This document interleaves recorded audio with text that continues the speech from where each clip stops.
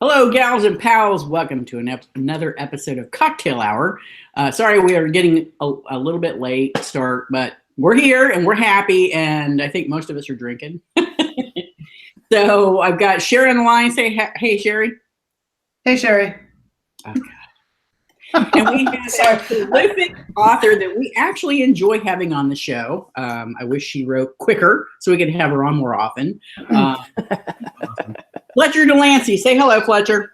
Hello, Fletcher. Around here. What the shit? Okay. So, before we start talking about the newest book, I'd like to know what everybody's drinking. So, let's go with our guest first. How about? Okay, so I haven't actually made it yet, but here's the beginning ingredients. The standard glass. Traditional State Farm plastic glass. How long have you had that? Like 20 years? Oh, God, no, like 35? I think I've seen that on every Cocktail Hour episode. It has been. It is the traditional cocktail hour. Yeah, it is, absolutely. And I have a garnish. Well, there's two already in here. So this should tell you what I'm drinking. Hendrix. Ah, good job. Okay, so Hendrix it is. Da, da, da, da, da, da, da. Ooh, cool and crisp. So that's what I'm having. Hendrix gin and tonic. Oh, it's already pre-made in a can? You just open it up? No, God, no. Oh my God, no. Just the gin was already in the glass. Right. I was. I'm helping her out. Andy, it's okay. I'm here for you. I'm always here for you. What do you want? Sue, are you there? You see how this show goes when I'm drinking. Okay. Please continue. No, I'm done. I'm waiting to see what you're drinking. Oh, I am drinking chocolate wine. Chocolate what? Chocolate wine. Chocolate red wine. Yes. And my Eiffel Tower, my nephew got it for me for Christmas. Yeah, an Eiffel Tower wine glass. That is an awesome wine glass. That is. I have to say. Damn funny. But I've never had it before. It's really thick, so it's kind of throwing me off. That's what she said. That ain't right. Oh my God. It looks like chocolate. It looks very thick. It looks like chocolate milk. So how is it? Well, it's almost like chocolate milk with a kick in your ass. Wow. Yeah, how interesting. I'd like to try. Right? All right, Sherry, what are you drinking? I am the traditional boring one in the group again. And I imagine I will continue to be so. I am having some cherry bubbly in my bountiful teat mug. Well, you're making up for a lack of alcohol with bountiful teat. I'm very impressed. That's what I'm saying. Actually called bubbly. I've never seen that. It is. It's a. I think it's a Pepsi product, but I alternate when I catch that on sale. I get some because it's a nice break. Beyond that, I usually have my Soda Stream. Yeah, I was going to say. I thought you did your own. I usually do, but this has been on sale, so it's quicker and easier sometimes just to grab a can. Just to grab. I get that. Okay, I have a question for you, Andy. Okay. Have you knocked over that glass yet? My wine glass? Yes. It's coming. No, because it looks so top heavy. I mean, it looks like it's just waiting for you to just whap. Well, it does kind of look that way, but the base flares a little bit. I don't know. Here, hold on. No, I see it. Is it a nice? It flares, I think, enough. Base? Yeah, it's fairly heavy. But if it does crash, you're going to hear me go beep, beep, beep, beep, beep, beep, and then you're going to run for a paper towel and clean that mess up. Are there actually bleeps on this show? Because if there are, we've probably lost half the vocals. No, I'm going to be bleeping because there are no fucking bleeps. Because this string of obscenities will come out. Nobody will want to hear it. Just saying. Okay. All right. So hello and welcome to our hopefully inebriated listeners and watching. It's a little early. It's a little early in the day for most of us. Yeah, it probably is. Yeah. All right. But we do have a slew of people watching live. If you have questions for Fletcher, I think you just type them in the little text box and Sherry will pick them up and relay them. All yes, right. if you're on our Discord server, I have that up also. And for any Redditors, we do have a Reddit, because I don't do Facebook anymore, so I do other things. That's right. So, folks, when you see those awfully punctuated comments, posts on Facebook, it ain't me. I'm terrible with I'm getting better with commas, but I still can't figure out semicolon and colon use. It's driving me freaking nuts. But I will research it and find out. I forgot all of that shit I learned. Probably killed brain cells with all my alcohol over the years. Yeah, okay. All right, then. So Fletcher's like, I don't need any more of this shit. We're going to talk about my books, not about me. No, I'm just thinking about semicolons and I know you were. I know you want to. You wanted. Go ahead. Go ahead. No. Go ahead, Fletcher. Peyton's or Andy's at a disadvantage, and she's already had some booze. So I think we should just go on with the show. There you go. All right. So go ahead, Andy. You do the talking. Hi, everybody. And we have Ellie. Ellie is waving hello to everyone. So we'll all wave back. Ellie. Oh, so sweet. Okay, so Fletcher's here to talk about, I believe... Oh, I'm sorry, it's Elle. Sorry, I don't see sorry. the... She hasn't drank, she needs a drink. Okay, I believe this is this... Are you all still there? Yes. Okay, this is the 7th book in the Alsea series? Correct. Oh my God, thank God. I thought I threw it off there. It was like, is it 7 or 9? I know I read this. 7th book in the Alsea series. You might be confused because I actually wrote the 8th book before the 7th book. But I didn't publish it this time. This time I'm actually publishing them in order. I hate you a little bit right now. Come on. Sorry, keep going. I didn't mean to. So I think Sherry's having technical difficulties. Are you still there? I see 2 of her. I do too. And I'm not hearing a word that's coming out of her mouth. Uh-oh. No, I see her moving. Well, I see one of her moving. I don't think I've had much in for that time for seeing double. I think Reddit blew her up. Okay. So we're here to talk about your newest book, Resilience. Yes. Right? Yes. Okay. That's the one. Book number 7. You had that look like, is it Resilience? Sorry, no, I'm distracted by Sherry's little Ivon avatar down the bottom, appearing, disappearing, appearing, frozen. Right. Take a snapshot. Oh my God. So, Tonight is the night for technical difficulties. Oh Lordy, it's bad, people. It's bad. Bad. Okay, I see Sherry. It was that chocolate wine. I know, right? Threw everything out. But I don't hear Sherry. I see her. I don't hear her either. Wait, I kind of signed up for to hear the. Are you there? No. No. Not there. Her voice died. Oh. Nope, can't hear you now, buddy. Nope. I can see you. You know, your fine silver fox hair. But fox hair, isn't she? I know, right? Looks good. It does. So she can just be quiet. Or vanish, as she just did. Oh God. Okay. So moving on. I want to start off and say I really, really did enjoy this book. Excellent. But I was a little. Wait. Just yeah, I know about the buts. I know. All right. I really enjoyed the book. Period. Full stop. I really enjoyed the book. Period. Full stop. Okay. I did have a little bit of hesitancy because I knew Rahel was going to feature prominently in the story, and I wasn't a huge fan of Rahel. I mean, I did enjoy the last book where she was the main character, but I was like, I don't know. I mean, I know she's on the starship and she's representing the planet, and you know she's awesome in her own right. But I was like, I think I would rather it just be maybe somebody else. So I was a little hesitant, but I'm glad I read it because, as usual, you pull that out of the fire. And I actually liked Rahel more by the end of the book. I was really surprised. Yeah. Excellent. Yeah. That was actually kind of it wasn't the point of the book, but it was one of the goals of the book was to make her a bit more sympathetic to some. Yes, and I would have been that some. And I see Sherry's lovely face again. I see her too. Hi, Sherry. Can't wait. Did I hear her? Nope, I don't hear her.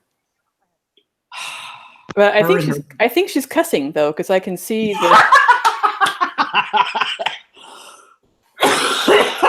computer's gonna bleep her out. Because I mean, her face is actually red. That must be cussing, right? Might be. Yep.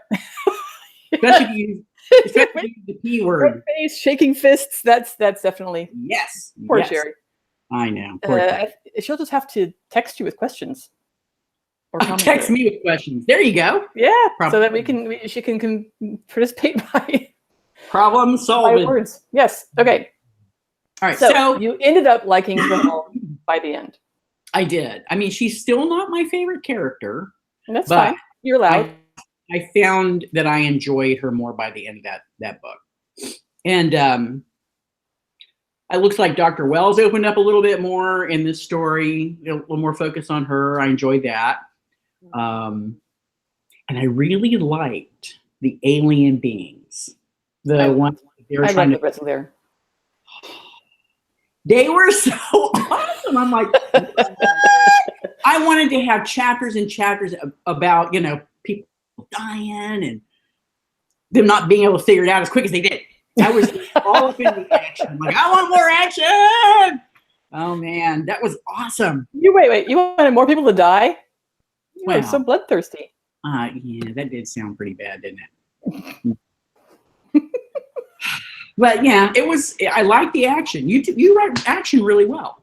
Thank you. I kept getting better at that. Here, I found out the secret to writing a more how do I say this? A tighter, more tightly structured novel, and that is that I set out to write a novella. So I said, I'm going to write 50,000 words, and that'll be my short little in-between book, in between Outcast and Uprising. And so, of course, when I set a goal for 50,000 words, I ended up writing 107,000 words. But, oh, you can hear me. Oh my God. There she is. And Fletcher being her overachieving self over here. Do you have any input? Yeah, I like oh shit. What's her name? Rahel. I like Rahel a lot more in this one too. She was definitely not my favorite part of Outcast. But yeah, the aliens were my favorite part. And I loved how the aliens. Oh my God. And I loved how the crew toward the end, I don't want to really spoil too much because it's still new, but at the very end, close to the very end, when the crews fell in love with them because of little babies. I was like, where are the pictures? Where are the pictures? Damn it. Where are the pictures? Yeah, you need to come up with little stuffed animals that you market for the little plush alien babies. There sort of are actually. The ladies who work as admins and who created the Facebook book club that I'm on, they sent me a little. Hang on, I can go get it. A little Resilier as a Christmas gift, along with Steve. Okay, hang on, let me go get it. So while we're waiting for Fletcher to retrieve her toys, does anybody have any questions or comments that you want to share? And they don't have to be nice. I'm kidding. They have to be nice. I mean, like nothing you wouldn't say to your mom, maybe. I'm gonna try. I told my mother specifically not to watch this show. What are you kidding? I like it when the moms watch. Okay. Not my mom. I'm back. Here we are. Hey. Oh, so cute! That is adorable. Oh, is that just the cutest thing ever? It is. Did Nikki send that to you? No, Zara and Shannon and Gerda and Camille. Oh, that's awesome. So the whole group, yeah. You did a great job. my favorite part, I have to say, is the little top knot. I love that. Pull it up again. I want to see it. Adorable. Oh, it's so damn cute. Do you actually use it? I have it. See, top knot. I have it hanging on the coat rack in our hallway where we hang sunglasses and keys and hats and whatnot. And so the little hook is perfect for hanging on there. And you see it constantly, so that's. I do. I see it every day when I walk in the front door. And Sue said that Andy had a dirty mind. Yeah, we all know that. Mentioning toys. No. Oh yeah. Are you drinking? Yeah. She said plush toys, though. It's hard to do much with a plush toy. No, you'd have to market. You'd have to find somebody to make it. Too much, I tell you, too much. Okay, Fletcher. They don't want to hear from us. They want to hear from you. Oh, so, okay. How long did it take you to write this story? I'm curious. Wow, when did I start it? This is a really good question. Okay, I think I started it like April of last year. Okay. I pretty much wrote it in about 2 months. I was going to say, that was pretty quick. Yeah. Wow. But for me, writing is really the initial writing is the fast part. And then comes the agonizing over all the editing, and they want this word or that word, and no, okay, this description's too long, and let's zot that, and no, I don't think I need this chapter after all. Kill the whole chapter, and no, I don't want this character to have a point of view. I mean, I actually did have a chapter in the book where the Briselier have a point of view. It's the scene where they are making their way from the ghost ship over to the Phoenix, and then from there into. Oh, interesting. So it was for me, it was a way of getting into their heads and trying to describe how they communicate with each other and how they're seeing this totally foreign environment that they have no frame of reference for. And I decided after I wrote it that no, actually I can't do this because it demystifies them too much. It gives the reader too much insight into them. So you're not going to be scared when you see the first murder. There's quite a bit of murder and Awesome. I think that there's lots of murder and no sex, I believe. Would that be correct? That is correct. That might be why Andy and I enjoyed it more than the previous one. That is true. It might be a contributing factor. It might be. That's where we're at now. We're getting older, and we prefer death to sex. Now we're just we're looking for ways to take our frustrations of the youngsters out. Whoever cut us off in traffic or threw a ball on our lawn. God damn you kids! Oh, God. I'm gonna be that maybe. Okay, so I realize we're so excited that Fletcher is here that we kind of jumped all. Yeah, we're traveling all over. But we didn't talk about the basic summary of the story for those out there that haven't read the book yet. We're only halfway done with the show. Come on. We haven't done the review yet, or the synopsis. We're good. There you go. Well, come on. I mean, we got thrown off with technical difficulties in drinking early, so I'm using that as an excuse. All right, Fletcher, give us the summary. Okay, so this is book 7 of the Chronicles of Alsea, and it takes place right after the end of book 6. It's like it starts 8 days after the end of the previous book. And you don't actually have to have read anything in the series to enjoy this. You certainly don't have to have read the first 6 books. It would help if you had read number 6, which you can jump in on. But yeah, I mean, I wrote it to be pretty much a standalone. Mm-hmm. And it is the story of Rahel Sayana, who is our first Alsean space explorer, and her adventure in space, her first patrol. And it was my chance to see through a different point of view, because in all the previous books, we are seeing Alsea through the eyes of Alseans and through the eyes of Gaians at some point in times, but we're not seeing the Gaian world through the eyes of Alseans. Mm-hmm. So this was my chance finally to turn it around.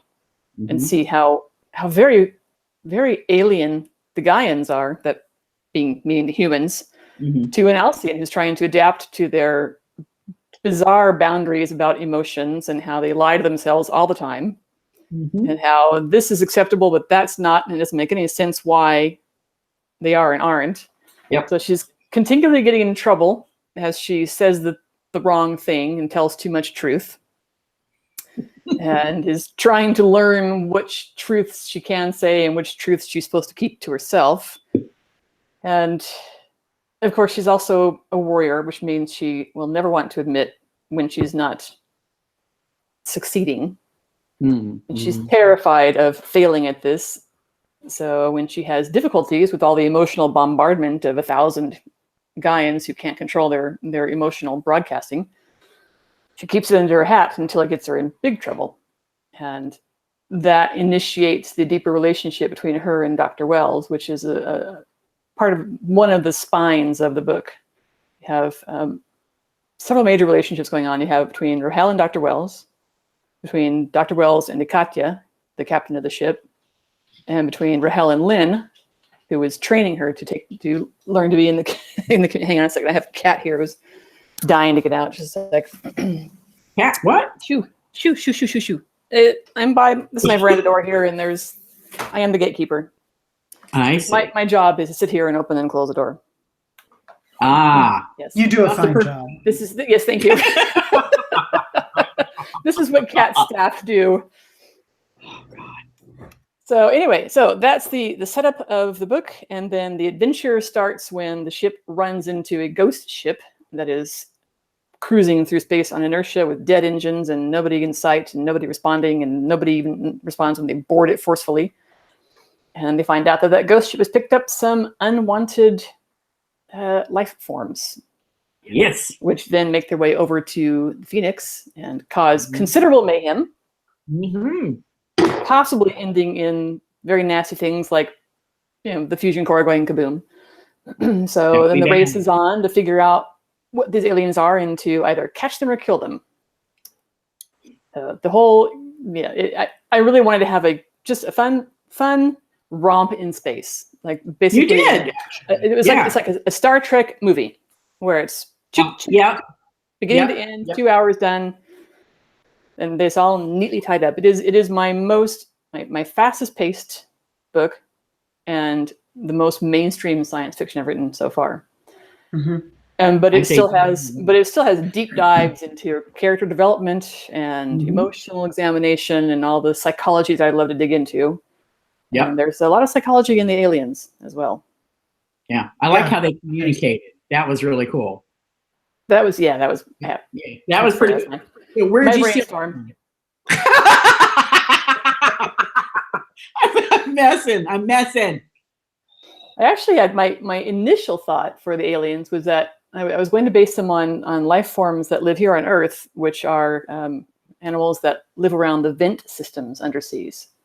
So we have, my little biology hat on here. We have really amazing and very alien communities of life right here on our own planet, but you have to be able to get into a submersible and go like a mile straight down to see them. And these are animals that cluster around vents that are venting sometimes magma. That's usually pretty bad for the animals there, but mostly very hot water plus minerals out of cracks in the Earth's crust. And those minerals are used by the base level creatures, the bacteria. They digest the minerals, and then they in turn are eaten by other animals. And there's a whole food web there that is built on methane, not on sunlight and oxygen and carbon. Yeah. So it's really foreign, very alien.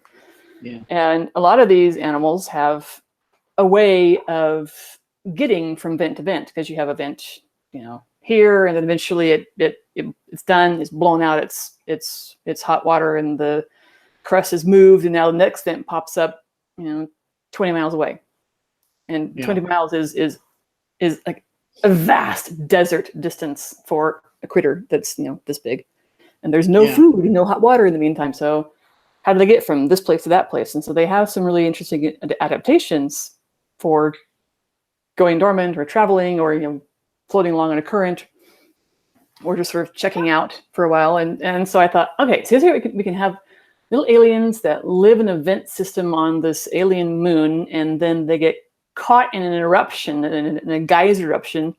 And because the moon is low gravity, the geyser eruption achieves exit velocity, and here go these aliens shot out into space. And that's how they end up on the ship. And so I spent, days gaming this out in my head, trying to figure out the physics and the biology of making this happen, and how would the ship sort of run into a little cloud of aliens floating in space. But I couldn't come up with a reasonable pathway for them to get on board, because everything I thought of, it ran into basic protocols, like, no one's going to open an air vent and let aliens come. Gotcha. Yeah. How does this happen? And I couldn't come up with anything that passed the smell test. Not to mention the fact that if we're talking about creatures being blown out into space, they can't mass very much. So then I'm talking, a little alien like this is not very threatening. Yeah. Well, you wouldn't think so, but I bet you could make it. Well, I could. Hell yeah, you could. You got some math skills. Anyway, so I had to give up on that, which is like, God dang it. And then totally rethink my alien concept. And that was what I came up with in the end. So I think actually it turned out even better, because we got to have a ghost ship. And man, that was cool. Everybody loves a ghost ship. Oh yeah, absolutely. It's like a science fiction tradition. It is. Let's see. Elle says, speak for yourself that you prefer murder to sex. I mean, in the real world, I definitely prefer sex to murder. Yes. Well, yes, of course. Yes. Along with that. And then Sue says, ooh, kittens, can they make an appearance, please? And then there's a seconded, but I am not sure if it's about murder and sex or showing kitties. Yeah. And then Sue then says, the book felt like a couple of TV episodes. Yeah, put into one. But I really like double decker. Are you getting the cats? Yep, I'm getting one. Hang on. What? Come. Mine's having a bath over here, so I'm just going to leave him alone. Just a second. Oh, look. So cute. Oh, my goodness. Is that Micah? No, this is Nicken. Oh, yeah, Nicken, right?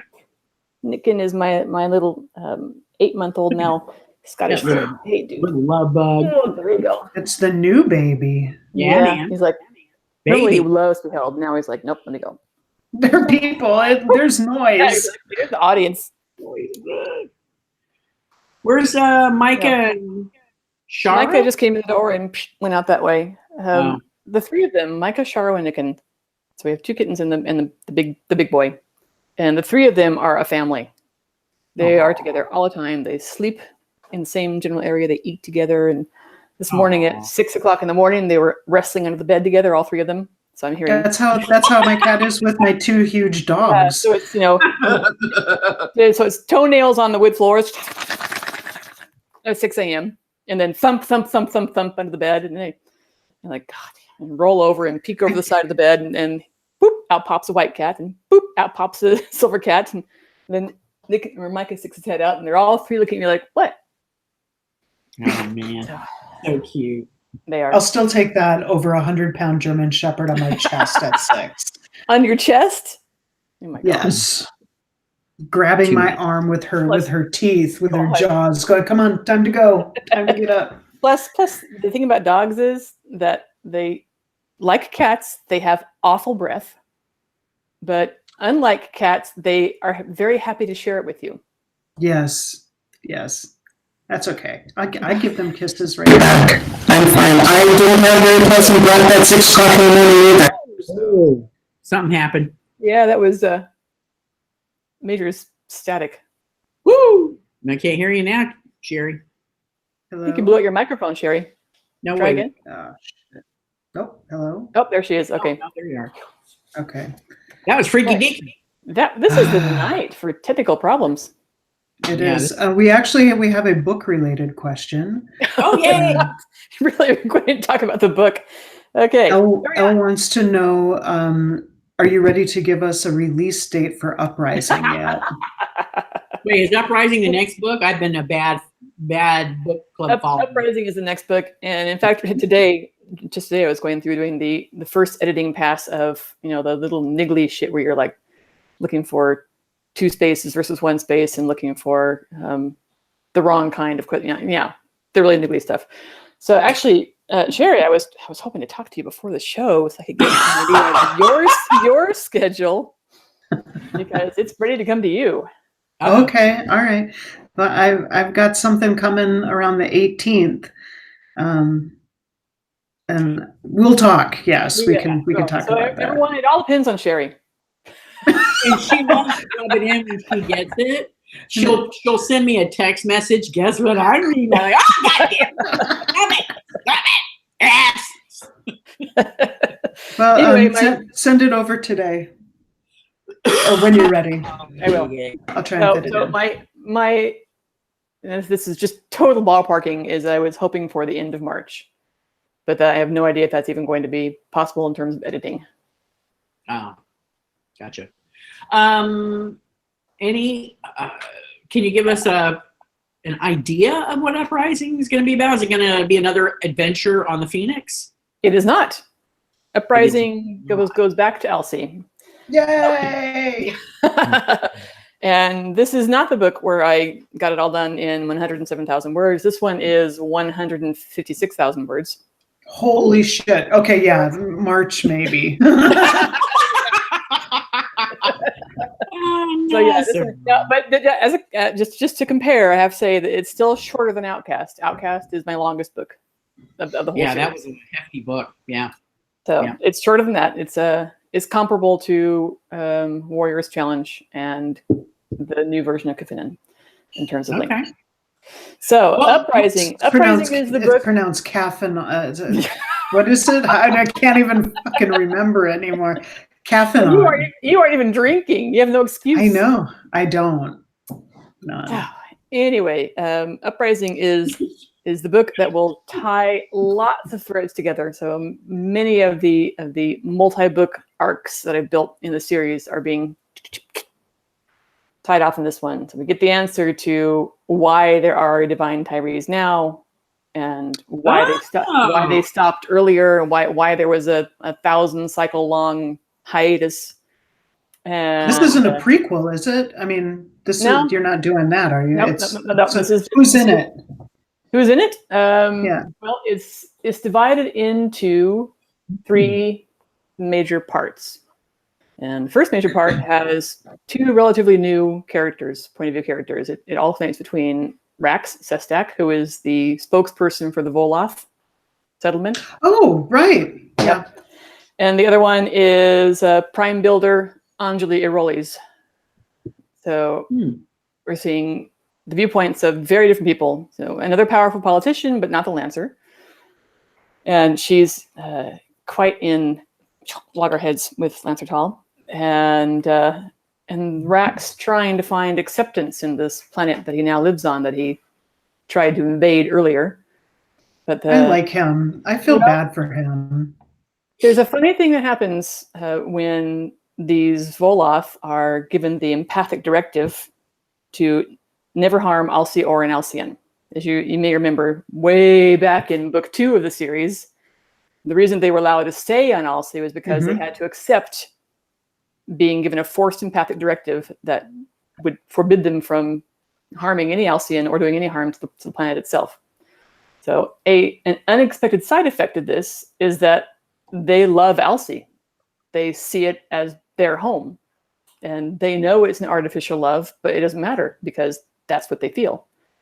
So they feel that this is their home too, and yet everyone sees them as the invaders, as the beaten enemy. And so they're trying to find a way to fit into the community, but nobody even wants to give them the time of day because of what they've done. So there's a journey there of trying to find a way to fit into this incredibly hostile world. So that's incredibly hostile to them. To them, yes, and for good reason, obviously. Yeah, and that's part of their issue, is that they fully understand why the Alceans hate them, and yet how can we overcome that? So that's part 1, and then part 2 flips over to Lancer Tall's point of view, and with a few POVs in between with the Prime Builder and Rax as well. And then part 3 flips to Solomon. And the most of part 3, which is like, I don't know, it's like 80,000 words. It's like one huge set piece. It's like, if this were a movie, this would be the part where you will not get up to go use the bathroom because you won't want to leave because it's Gotcha. action. Love action. So, Karen, I hope I'm not mispronouncing your name. She says, I'm sorry, I'm terrible.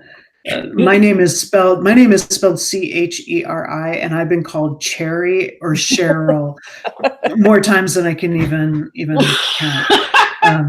Cherry. So the jokes write themselves, I'm sure. They do. Yes.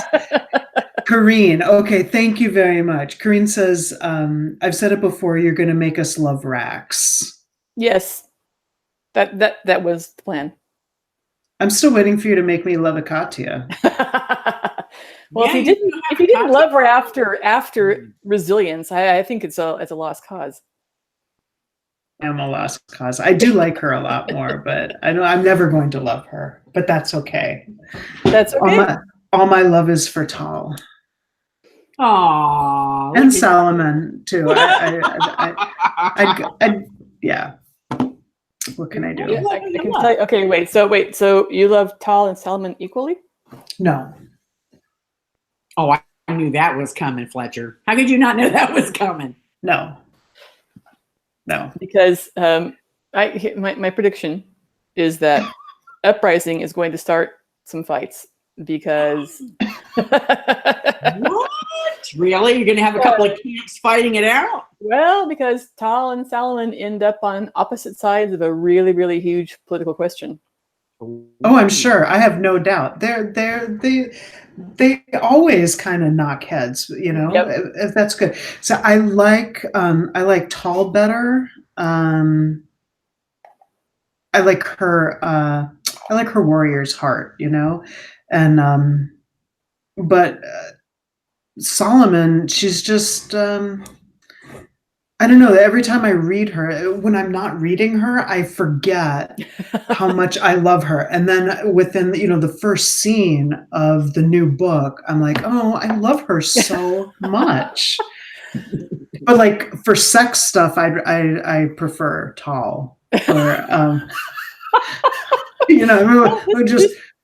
but I'd like to be Solomon's friend more. I would like to have relations with Tal. She laughs, but this is a perfectly viable interpretation here. Yeah, and if they were real and could get behind that, I would be fine. I'm sure I could talk TJ into it. It'd be fine. It'd be fine. But Rahel, I wish I could connect more with her.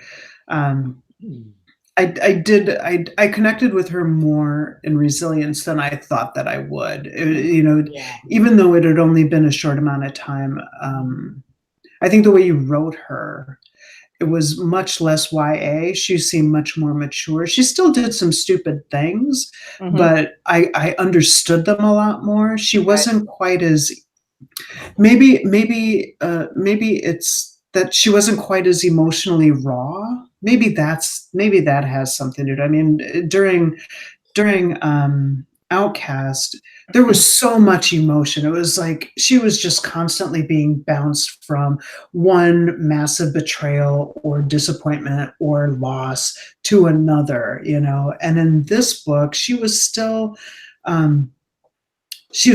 uncertain of herself a lot because she's in this totally new environment, this new situation. She's being bombarded constantly, and it's having such a physical and emotional toll effect on her. Yeah, it was terrible. You did a really good job, by the way, on letting and on having us, the reader, feel that. And I don't remember there being any times when I was like, you know what, just fucking suck it up and go talk to Dr. Wells and deal with this shit, Yeah, I didn't. She had legitimate, real feeling responses. I liked it a lot. I was surprised by how much I liked this book. Yeah. Not that I expected it to suck ass or anything like that, but are you sure? I am positive. Even if I hated every character, which would be really tough to do, the world building and the stories themselves are enjoyable on their own. To have characters that you connect with and cheer for and feel for adds, just that extra cherry on top. A couple of thoughts on that theme. One is, when you're writing a series that is now at 7 books published and 8th on the way and a 9th planned, people tend to fall in love with the initial characters in the series, and you have that familiarity, that first love. These are the ones who are close to my heart. I want to read about them all the time. And that's just not possible to sustain through a long series. You have to keep introducing new characters for new stories.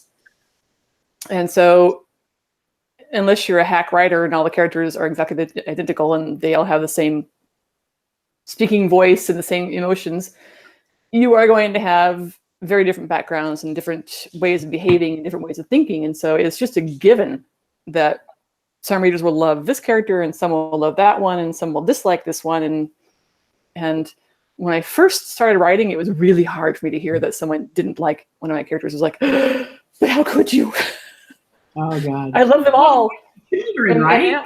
And now I'm like, of course you're not going to like them all. I mean, that's to me, that's actually a testament to my ability to create really diverse characters.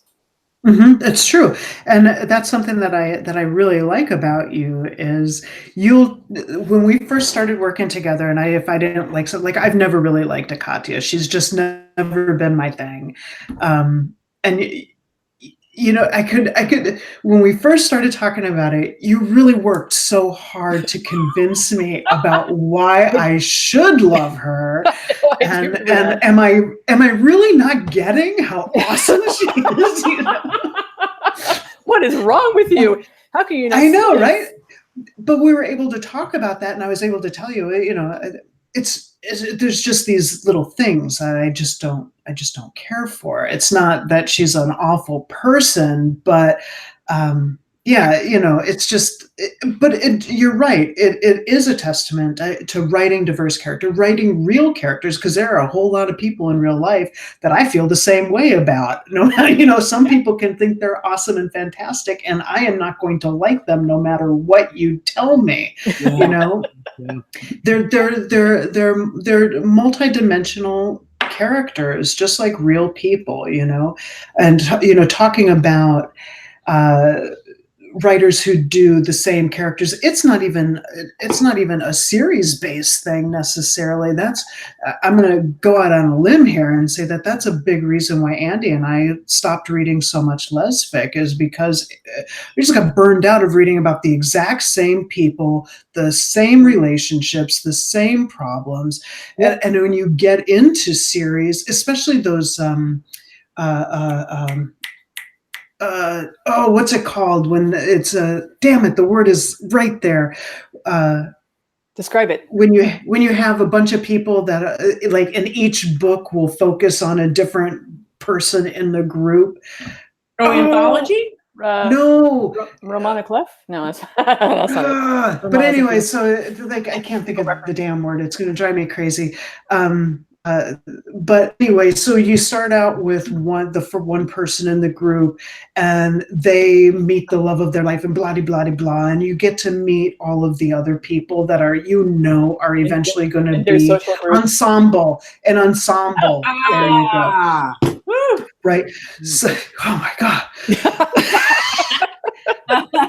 But it's really hard. I don't read those anymore because you get the same shit over and over and over. It's the same people moving through a circle, at least the ones that I've read. I've not read any. I don't think that, I think Lynn Galley came the closest to keeping me entertained with her ensemble cast books, but after a while, and that's something we don't ever have to deal with your books, because all of your characters, they are so different. They all have very different, unique personalities, and most importantly, voices. Mm-hmm. If I'm reading a book and I need dialogue tags to tell me who's saying what, there's a problem, Yeah, I mean, yes, in a long conversation, dialogue tags are awesome, but the reader should be able to tell who is speaking, I think most of the time, by the voice of the character. I have to tell you something here and interrupt, because yes, you are very right about that. And writing in different voices, it's not difficult when you have two main characters, but when you're in your 8th book in the series and you've got about 25 characters to deal with, it's hard to keep track after a while of what's the favorite swear word of this character, and did this character say or do they say as their filler word when they're sounds like that's something you need to start a Scrivener board for. Because giant board. How did you guess? I have a whole set of Scrivener notes. I pull up, it's called a scratch pad, and I pulled up all the time, so I have. Because I work with you for every one of these damn books. I know that you've done that. I don't know that you've done this, but I would be super surprised if you haven't. You were dead on. Yeah, I've had to write it all down: the favorite swear words and the filler words and the aphorisms or the idioms that they tend to use, and that's how I track who says what. And oftentimes, if it's been a while since I wrote a character, like with Rax. I hadn't touched Rax since book 2, so I had to go back. I had to go back and reread his shush. I had to go back and reread his dialogue in book 2 to refresh my memory as to how he spoke. Yeah, it's interesting that you say that, because Dr. Wells, she didn't get a lot of screen time. This is the most screen time I think that she's gotten, page time, right? Mm-hmm. But she felt exactly the same as, that abrasive but still caring. I loved what you did with her, with her relationship with Rahel. I loved what you did with her. It was I think it was perfectly done. I could not I could not imagine her doing anything differently. I mean, I knew what she was because I like to guess stuff. I knew what she was going to do. Pain in this book. Okay, I have to tell you, when Sherry edits my books, she writes comments in the sides. She says, "All right, I'm laying down my bet right now that X is going to do Y." And in the beginning, when she first started editing, I'd be like, "Ha ha ha ha!" She has no idea. And now she's been editing me long enough, and she knows my devious ways enough that she's fucking right all the time. It's really annoying. There have been a couple of times when, because I'll send them back in chunks sometimes, because they're big, and that way Fletcher can continue to work on that while I'm working on later stuff. And she'll write back, and it's like, God damn it!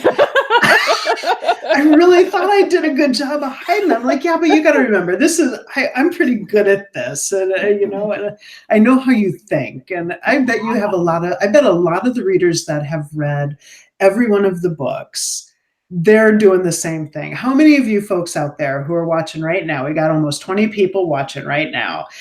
How many of you make notes or guess what's going to happen, and when you find out that you're right, you're like, yes, I knew it. But I think this one, and I think in Resilience, I think I was wrong on one of them. And I think if I remember, it was either Resilience or Outcast. There was one where I was really wrong, and you were so happy. I got like this gleeful response. We're like, that shit. Woo!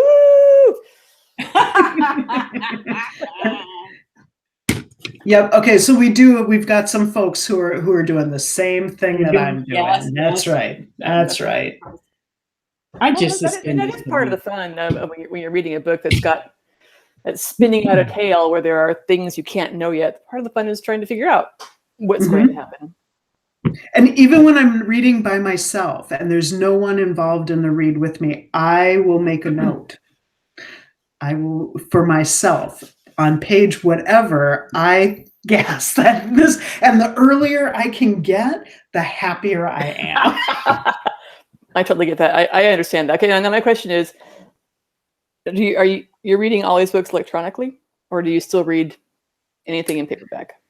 I'm trying to get back into reading actual books, and to be honest with you, even ebooks, if I can get an audio, I'm doing that. I'm trying to get back into reading with my eyes, right. But even the ebooks, I will run those through a text to speech, because I just don't have the time. But I'm trying to be more balanced and make more time, like make an effort. Okay, so do you actually pencil things in to a physical book? I would never write in a book. I do not bend pages. I do not write in a book. Oh my God. I do not do that. No. Okay, I have to show you one more thing. Give me just like 2 seconds to fetch something. I'll be right back. Oh, sure. Talk amongst yourself. Amuse myself. Okay. Are you a writer? Do you write in your books, Andy? Hell no. Although I got to tell you, I never have. I mean, unless they're textbooks for school. Yeah, I have a hard time even with that. Yeah, I never had a problem with that.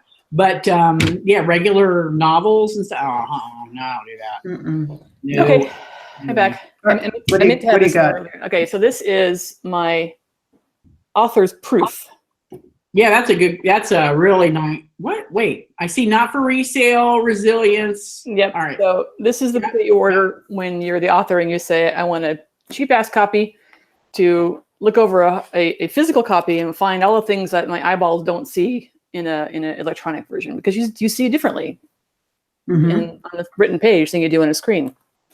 So if I can make this quite visible, if you can see the corners. These are all pages that were dog-eared and then unbent again. So, this is the most physically violated book I've ever had. Dang, girl. I was raised by my mom was librarian, so I was raised to, I was raised where there were rules about handle books. Like for instance, if any of us ever left a book like this on the kitchen table. Oh, that's a smackdown. Oh yes, my God, no. Very bad. Yep, that will break the spine. Yeah, I heard that. Yeah, so I never ever dog-eared a page, but I found when I was going through this and finding little things I wanted to tweak or fix or a problem here, the best way to do it was to make a note in the margin and then dog-ear the page, and then go through the book afterwards. It was kind of fun. You could auction that off. I bet you could auction that off and donate the proceeds to charity. I thought I'd keep it until I hit the mainstream and become a really famous author who sells millions of copies, and then I'll sell it for a shit ton more and have a better donation. Then you could donate part of that to Cocktail Hour. I'm just going to throw that out there. Yeah, I'm happy to do that. Okay, I'm just going to. It's almost non-secretarial, but I have to tell you a little story of it because the dog-ear pages reminds me. When I was at university, I took a classics class, which is mostly Greek and Roman classics, from this hard-assed professor. I mean, she was really hard-bitten. This is the kind of professor where one day we had a midterm essay due, and we all came into class and slapped our essays down on her desk, and then went down to sit in our chairs, and the bell rang, and a student came running down the hall like 10 seconds late, put the essay down on her desk, and she picked it up and held it back out again and said, "This is late." So, I mean, hard ass. So we were all like, okay, paying close attention now. Anyway, she told me that she had bought a copy of some huge novel. It was like Shogun, one of the James Clavell novels where it's like this thick instead of my little tiny book here. And she bought it used. And when she brought it home, it started falling apart on her. And so at first she was trying to hold it all together, and then finally she's like, fuck this. And so every page that she read, she would tear it off and throw it away. And she said she thought it was just the most enjoyable reading experience because she was physically making her way through this book. Wow. And there was no going back. So it was forcing her to pay attention to what she was reading because she couldn't check it again if she had missed something in the past. And it increased her comprehension. And plus, she said she just really loved the physical feel of going toss. That would be a stress reliever, I'm sure. Yes, holy. All right, we've got some comments. Yay. All right, Elle says you guys need to visit us on the Facebook fan group and see the discussions we get into. Andy will have to do that. Yeah, I have actually. I have read through them, but not made a comment. I always find Enrico very interesting. He's an interesting fellow. Yes. Yes. He's in my Goodreads group. Yeah, I mean, I've heard their comment. I do read them. Not all of them, but I do read a lot of them. I would not think of you as a lurker, Andy. Oh, she's totally a lurker. She's a lurker.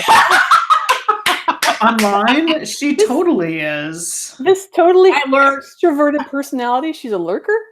I think I'm going to give my hypothesis. It's that I think she really needs to be motivated to take the energy to comment. Otherwise, she is just kind of like, keep on scrolling. Yeah, totally nailed it. Totally nailed it. Yeah, that's pretty much it. Yeah. I love you, Andy. You're one of my favorite people ever. All right. And Gerd says, I'd love to dive into the projects and notes in Scrivener. That's something else you could, that would be an interesting little section for your website is, inside the process. Ooh, good idea. Give a little. That could be fun. I am always full of ideas for other people to do. Yeah. Create work for other people. I do my best. Do you know that you use the word just 225 times in this book? I've gotten to the point now. I now, like within the first few pages, I will already have those words all counted out because they're always the same for every author I ever work with. You used almost 5,000 times. Sorry. That's almost. Don't do that anymore. That's not me, no. Okay. That was an example, not me. No. I get the. They were almost embarrassed, or they almost heard a whisper. Yeah. Well, if they heard it, then they didn't almost hear it. They actually did hear it. If that's their point of view. The one that is nearly. They were nearly this. They were nearly that. Yeah. So but after you do that for a while, those things jump out at you immediately, and then you just get them out of the way, and I don't have to do it anymore. Mm-hmm. Let's see. I have a list of those too. Good, and I think yours was really clean. This last one, I do notice that everybody that I work with, Amanda and I were joking that every book she has a different word. It's she takes care of one of them, and then a new one will come up. It's whack-a-mole. It's totally whack-a-mole because we get burned by the editor saying, "Did you know that you used the word just 270?" Yeah. And so then we're like, "Oh God, okay, no more justs." But then you have to find some other way to say what you're trying to say, and before you know, and then that word replaces. Yep, exactly. Yeah, it's fun. I enjoy it. It's the best part of my job. Let's see. Sue says, I guess constantly, but Fletcher is good at foreshadowing. That's what gets me. As soon as you mention something, I'm like, it's coming. It's coming. Let's see. My screen is getting all messed up. Corrine says, "Abso-feckin-lutely, I knew the resilience was going to be sentient." Marilyn says, I'm still frequently wrong. No, that's good for you, Marilyn. So at least I can still mislead some people. Phew, all right. Yeah, you still got it. It's okay. Sue says, I thought for sure Rahel was going to slide down all 30 flights. So disappointed that I did too. As soon as she got warned, that you're going to go flying down, I was like, her dumbass is going to do it at least once. I thought that too, but then she promised not to, and she didn't. Then she got she's a good girl. And Corrine said that she thought so too. Mm-hmm. Funny. Oh, Amy. Hey, Amy, I haven't seen you in a while. Amy Barr? It is. And she says, hey, ladies, I'm so bummed I missed the show. You did it. You're here right now. Because we're running over time. That's why. That's all. Well, not really, because you were, we had technical difficulties. Really? Thank you for that, Royal We. I appreciate that. Let's see. Linda says, just figured out how to chat. Missed the biggest part here now. And was the Firefall of Alan Dohan based on a real waterfall? What? Alindahan. Because I can't let you. I'm gonna let you get that one. That's fine. Say it again. Okay. Wait. Actually, it is. Fletcher, say it again. Alindahan. Alindahan. Alindahan is the planet where Lynn comes from. And the Firefall of Alindahan is, in fact, based on the Yosemite Falls. Because way back in, the 1940s and 50s, before we worried about the environment, it was a tradition at Yosemite National Park for the rangers to build a huge bonfire at the top of the waterfall at sunset and then push it over when the sun went down. And so there were burning logs falling down with the waterfall, and it was a huge event that people would gather to watch. Mom, dad bring their 6 kids out, and they'd all watch the waterfall and sunset, and then watch the bonfire get pushed over. So briefly, it was called the Firefall, and that stopped when people got worried about the environmental consequences. But that's a part of our national park history, and so that was what I was thinking of in creating a more natural version of the Firefall, and one that would be galactically famous. Of course, the waterfall's a wee bit higher. Yeah, a wee bit. That's really cool. I'm glad Nolan brought that up. That's really cool. All right, then. Well, I guess we're done. Wow. No nonsense. That's how I leave parties too. Okay, I'm leaving. Bye. I've had my drink. Thanks. I'm out of here. Yeah, bye. So long. If you're lucky, you'll get thanks. Bye. So long. Sometimes I will just sneak out. It's true. Yeah, like a well-timed fart. Just saying. I know when to leave.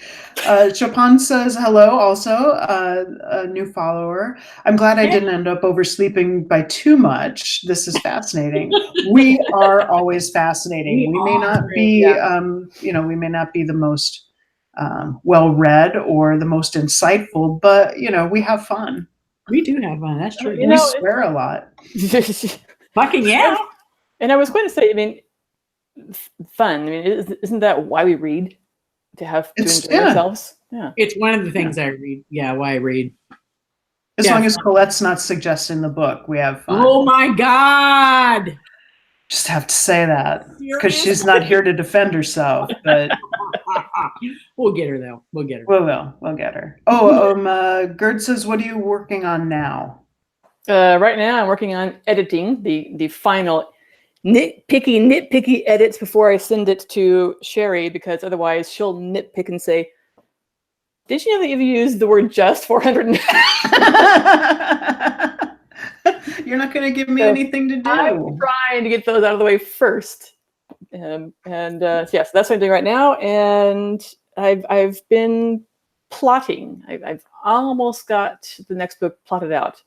I'm at the point now where I'm trying to figure out how to start it, which is always the hard part. You have this general overall arc of I want the story to go from A to Z, and I know what's going to happen from M to Z. So now I just need A to M, and I'm getting close. So I'm starting to get that feeling of, ooh, I can't wait to sit down and start. Who's in this one? This is going to be book 9, and it will be the climax, the end of the series. As much as I love a good climax, I would be. Well said. That's kind of sad. Well, at the end of this series, not the end of Alsea or the Protectorate, because I have another series planned for sure, and the second one that I'm thinking about. But this one's going to be. Are they all going to die? No. Are you going to kill Lancer Tall? Oh God, no! I love it. I would never do that. No, but people would hate you. No, I would have to, like, hide, move at me. Anyway, no. What it's going to be is it's the culmination of Alsea getting into space and the beginning of the golden age of exploration, and the final showdown between Ikatya and Sholikov. Oh, that's going to be fun. And the Voloth will come into it in a big way. So yeah, it's going to be a lot of action. Love me some action. Sorry, I feel like I've been drinking. I don't. You sound like you've been drinking too. Must be some good bubbly. It is really good, and it's cherry flavor. So that sounds horrifying. I know my wife is always, every time I pop one open, she's like, "Oh man, they smell so good, but they taste awful." I think they're good. That is how I feel about coffee. That's how I felt about coffee until I was about 30. Then now I'm like, give me the ambrosia. Yes. Do you have a name for book 9 yet? That's one of the questions. It's called book 9. No, I think you should call it the big climax. There you go. You'll get all those romance readers back. There you go. Le Petit Mort. You should just call it that. And the Tiny Death. Yeah. Oh my God. I think we have reached a natural end. I believe so. I'm always happy to assist with ending the party. You know. For sure. All right. So, anybody else have any questions out in Etherland? No, nothing. No, we're waving the Lancer Tall banner. Oh yay! Lancer Tall. And a bombastic finale. Then, yes, I think that sounds about right. AKA climax. You could call it bombastic. That might not be quite the image, but close. Yeah, I think we're we have another non-coffee drinker. Oh, and a big thank you. No Rahel banner. No. Oh.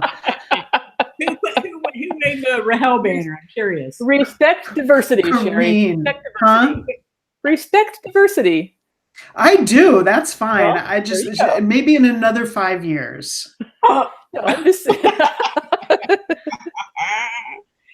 I love it. That's awesome. All right. And then everybody's just thanking us for a good show. You're very welcome, and we're so happy that you all decided to join in. It's a lot of fun. Oh, a Lynn banner. I could get behind that. Yay, a Lynn banner. Although Solomon stole all mine. Having fish eyes. I never thought that until this past story, but now I see her as giant fish pop eyes. What? You know, what the hell? I think I saw it and went, motherfuck, what? They're not Google eyes. They're just, oh my God, no. Dude, you gotta pull that back. You've been watching too many Mr. Magoo cartoons. Oh, no. Anyway, so I thought, I forgot about that until just now. Well, before we go, next month is either going to be Susan Maher, Bev Prescott, no, probably not Bev, or another book that we haven't picked yet. But we're always open for suggestions. I like that decisiveness. It's good. Well, we're having some scheduling issues. We were, so, yes. Yeah. You know, we fly by the seat of our pants anyway. We actually have an abundance. So yeah. Oh, well, this was fun. I'm so glad, Fletcher, you joined us this month. That's awesome. Well, thank you. It's always my pleasure. I love talking to you guys and drinking. And now I have The drinking makes it so much better. slices of alcohol-infused cucumber now to finish it off with. You can put that on your salad, then you're, My health it's salad. perfect. Yeah. Squeeze it out, make your dressing, just saying. Oh, there you go. Put it on your eye. Oh, God. Feel the burn. Don't do that. No, Yeah. she is not. Don't do that. I that was bad. That was bad. Thank you, Sue. I appreciate you saying that. She said I asked great questions. You do. Aww. You do. All right. Well, thanks again, everybody, for joining. Thank you, Fletcher, for being here. Thank you, Sherry, as always, for being the awesomeness that you are. And to be on Bountiful Tea, gets a little head nod. Absolutely. So we'll be back February 9th, 4 p.m. Eastern Standard Time. Stay tuned. It won't be Fletcher, sadly. But I'm sure we will have her back because we love her. So Likewise. that's it. It is beautiful. Ciao, y'all. All right. All right. Bye, everybody. Ciao.